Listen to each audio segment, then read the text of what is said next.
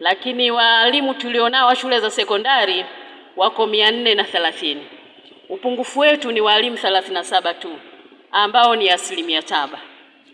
Inawezekana pia walimu wanaokosekana ni wa somo la sayansi, lakini utafiti wangu pia unaonyesha walimu wa business study na walimu wa masomo ya historia pia ni changamoto, na masomo ya English.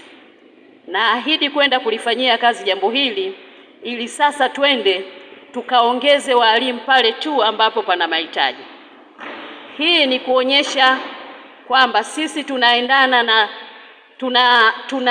tunakubali jitihada za Mheshimiwa Rais ambazo amezifanya za kutuongezea watumishi, hususan walimu katika mji wetu wa Korogwe. Hivi karibuni tu tena tumepokea walimu 5 kwa ajili ya shule za sekondari.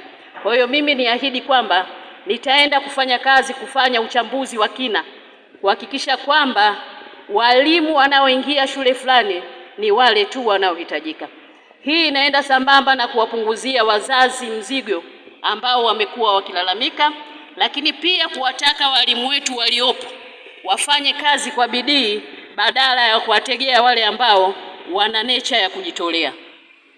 Walimu wanapokuwa wengi zaidi kwenye somo moja, walimu wale ambao ni wakongwe wanachukua fursa hiyo kupumzika badala ya kufanya kazi.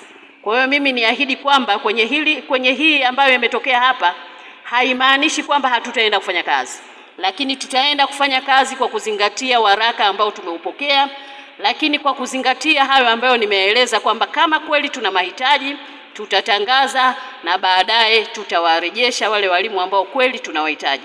Baada ya kusema hayo machache, Mheshimiwa Mwenyekiti, naomba nikukaribishe utufungie baraza letu. Asante sana.